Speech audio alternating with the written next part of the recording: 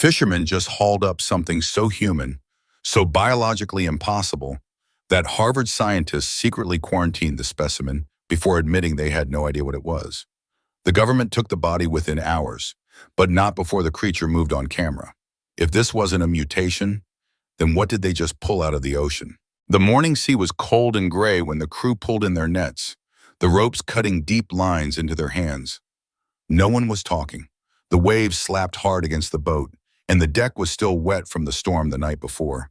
The captain shouted for the men to haul faster, but even he could hear the strange weight dragging behind them.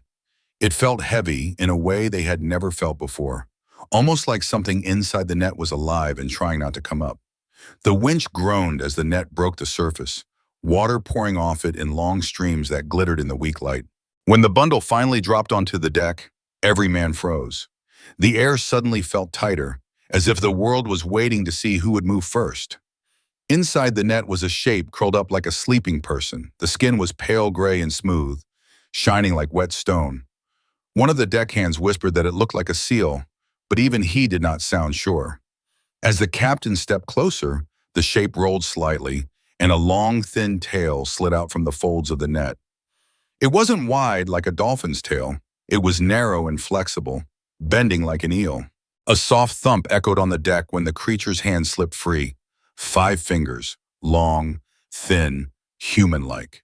The crew backed away fast, bumping into buckets and gear. Someone dropped a flashlight, and its beam swept across the creature's face. The eyes were closed, but the head was shaped too much like a person's. A faint line on the chest rose and fell, slow but steady, as if it was trying to breathe the warm air after being in cold water for too long. Nobody dared touch it. The captain pulled out his phone with shaking hands and began to film, trying to keep his breath quiet. The smell coming off the creature was sharp, like salt mixed with metal. Every small sound on the boat seemed too loud. A loose hook sliding across the deck, the flap of a canvas. Even the waves felt like they were holding back, waiting. The youngest deckhand swore he saw the creature's throat move. Another said he heard a tiny click inside its chest, like 2 stones tapping together. The men argued in whispers, all trying to convince themselves it was just in their heads, but none of them stepped closer. The captain told them to keep the creature on the deck and tie down the nets. He said they would bring it in and let the experts deal with it. Still, he kept looking at the creature's half-open mouth, waiting for it to move again. When the boat finally turned toward shore, the deck felt too small, as if the creature took up more space than its body allowed. Some of the men wouldn't even look at it. Others stared the entire time, afraid to blink. No one said it out loud, but every single one of them wondered the same thing. If this thing was alive, what else could be swimming under them right now? The dock door slammed behind us as the men rolled the metal table into the lab.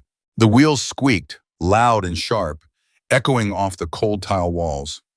The creature lay right in the center, still wrapped in the wet net that smelled like old salt and rotten seaweed.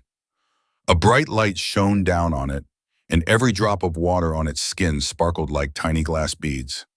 Dr. Hale stood closest, her gloves shaking as she reached for the edge of the net.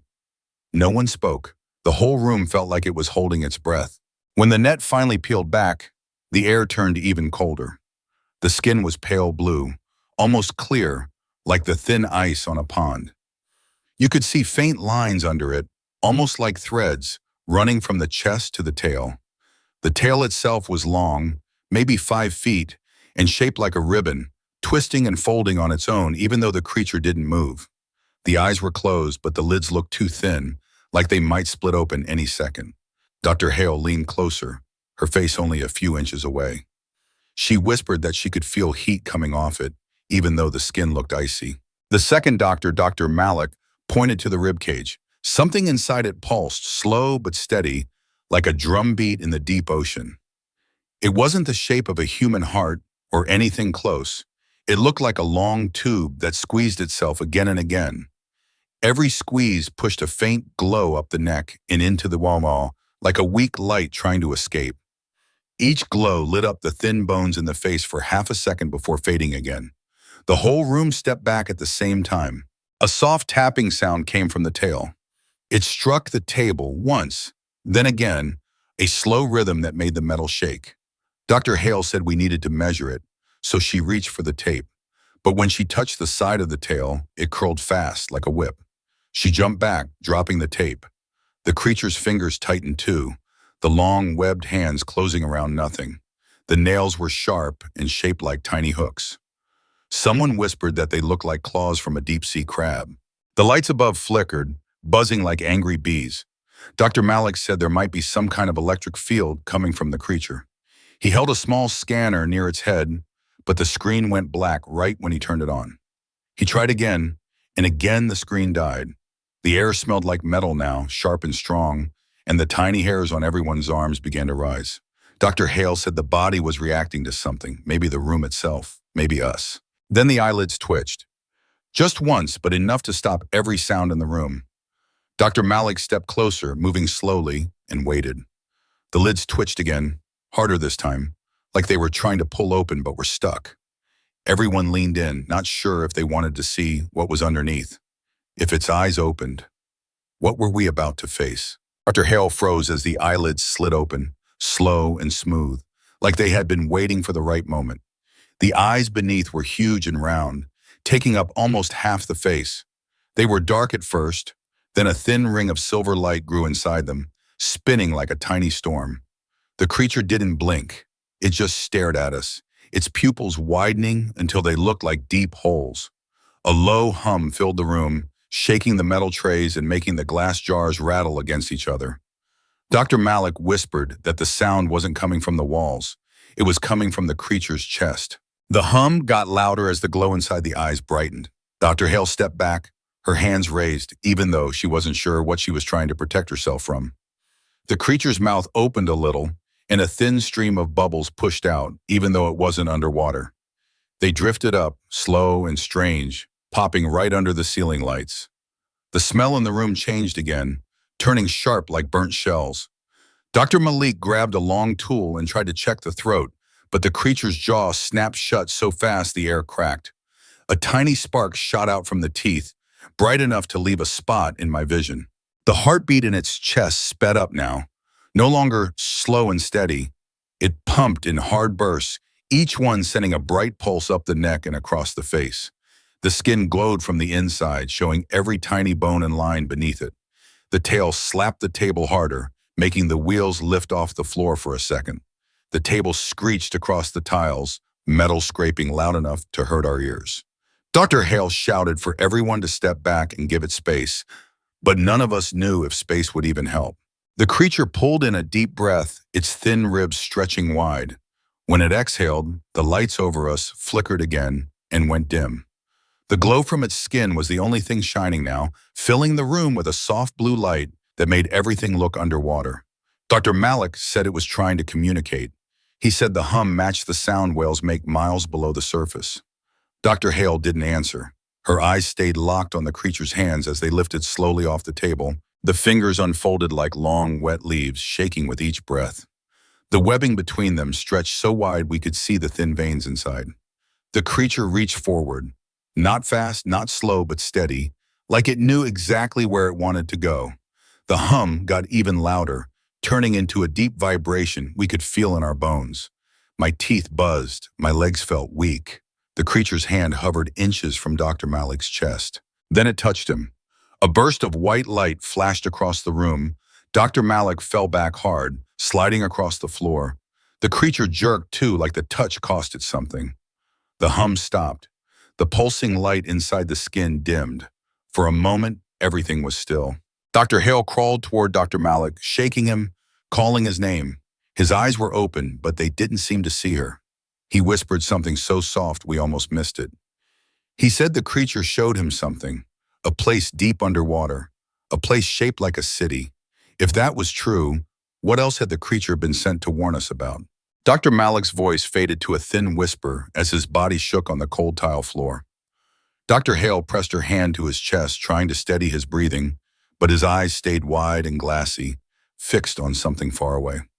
The creature lay still on the metal table again, but its skin no longer glowed. It looked dim now, like a candle about to burn out. A soft crackling sound came from its tail, like tiny bones shifting under the skin. Dr. Hale kept glancing at it, her jaw tight, as if she expected it to spring up at any second. The whole room smelled like wet salt and burnt wires. The lights flickered back on, but not all the way. They buzzed in short, weak pulses that made shadows jump across the walls.